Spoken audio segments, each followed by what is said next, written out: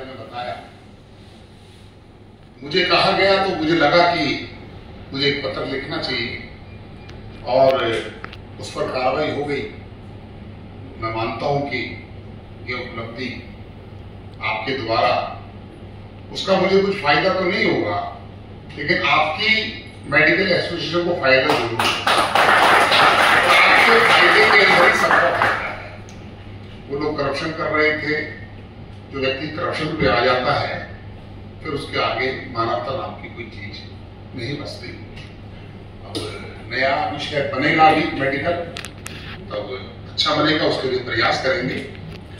मुझे आज यहाँ पर आपने बुलाया है क्योंकि मैं डॉक्टर तो नहीं हूँ, लेकिन मुझे बड़ा सुनकर ताजुब हुआ कि 35 साल तक की आयु के लोग, और वो भी डॉक्टर, सुसाइड करते हैं। क्योंकि ये मैं किसी जगह पढ़ नहीं पाया, लेकिन यहाँ इस सेमिनार में आकर मुझे पता लगा। ये बहुत ही अफसोसजनक बात है।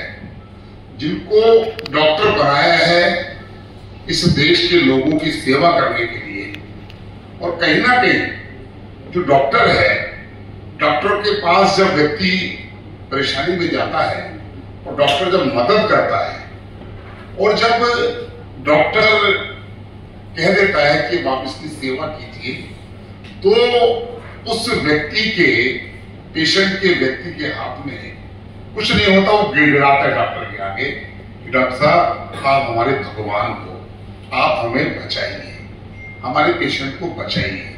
तो डॉक्टर तो वो चीज है जो लोगों को जिंदगी देने का काम करते हैं, और कड़ी परीक्षा देकर कोई डॉक्टर आसानी से तो बनता नहीं है।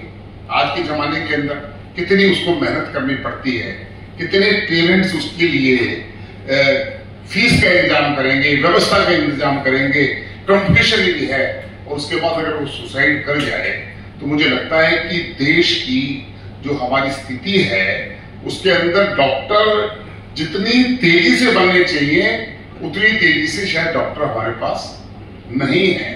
और उसमें से भी अगर कुछ लोग सुसाइड कर जाए तो ये हमारे लिए बहुत बड़ी दुखदायी घटना है। मैं आपकी इस संस्था को वर्ल्ड सुसाइड प्रिवेंशन डे के अवसर पर आपने जो सेमिनार रखा है, बेशक छोटा होगा, लेकिन इसका मैसेज दूर तक जाएगा और लोग इसको फॉलो करेंगे। क्योंकि आज डिप्रेशन का शिकार केवल डॉक्टर नहीं है, बहुत लोग डिप्रेशन के शिकार हैं और वह किसी को बताना भी नहीं चाहते, वह बताना भी नहीं चाहते। मैं राजनीतिक क्षेत्र में काम करता हूं, बहुत लोगों को देखता हूं जो मेरे एरिया के अंदर डिप्रेशन में आकर सड़कों पर घूमना शुरू कर दिया। उनके अगर परिवार के लोग उनकी थोड़ी चिंता कर लें तो उसका इलाज है, उसका इलाज है, और अच्छा इलाज है।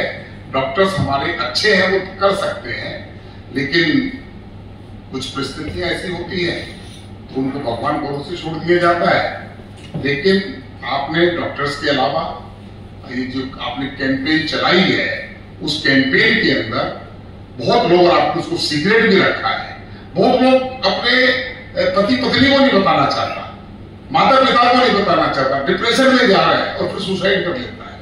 तो सुसाइड जो है नहीं होना चाहिए।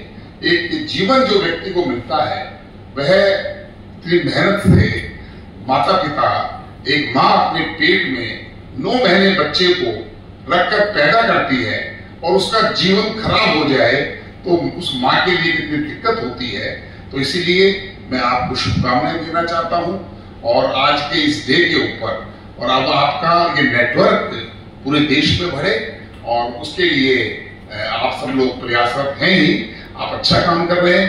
डॉक्टर प्रेम अग्रवाल जी से मुझे मिलकर आज, जब कोई व्यक्ति किसी भी फील्ड में हो, जब उसको शाबाशी मिलती है तो उसके कदम थोड़ी तेजी से और चलते हैं। मैं और प्रयास करूंगा कि आप इस लाइन के अंदर जहां जहां पर कहीं दिक्कत है, आधी रात आप मुझे पुकारिए। मैं इस मामले के अंदर बिल्कुल ईमानदारी के साथ और कहीं पर भी अपनी बात उचित प्लेटफॉर्म पर कहने में कभी मैं चूकता नहीं हूं। ऐसा मेरे में दृढ़ विश्वास मुझे मेरे माता पिता से और मैं जिस पार्टी से बिलोंग करता हूँ उस पार्टी की विचारधारा ने मुझे इतना मजबूत किया है। मैं आज सांसद होते हुए भी अपने आप को सांसद नहीं मानता। मैं तो ये सोचता हूँ कि मैं आज कितने लोगों की मदद कर पाऊंगा, कितने लोगों की आज मैंने मदद की। मैं रात को जरूर उस पर विचार करता हूँ कल मुझे क्या करना है। और इसलिए आपका ये अच्छा सेमिनार है और आगे भी मैं आप सब लोगों से जुड़कर जहां जहां आपको मेरी आवश्यकता लगे मैं आपके बीच में हाजिर हूंगा। मैंने डॉक्टर प्रेम अग्रवाल जी को कहा है कि नेक्स्ट वीक मैं आपके पास आकर एक बार चाय पीने जरूर आऊंगा, क्योंकि अभी आयुष्मान के बारे में बात हो रही थी और आयुष्मान के बारे में आयुष्मान भारत हमारे प्रधानमंत्री जी की योजना है।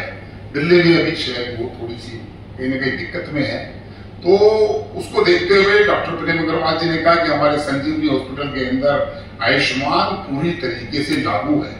तो मैं डॉक्टर प्रेम अग्रवाल जी का धन्यवाद करना चाहता हूँ कि उन्होंने अपने अस्पताल के अंदर उसको लागू किया है और हमारा प्रयास रहेगा कि लोगों की सेवा, अगर हमने कहा है आयुष्मान योजना का, तो अच्छा अस्पताल उस आयुष्मान योजना का पालन करे और उसके बीच में किसी भी प्रकार का, मुझे मालूम है उसमें दिक्कत क्या है, उसमें दिक्कत पुरानी सरकार की दिक्कत है।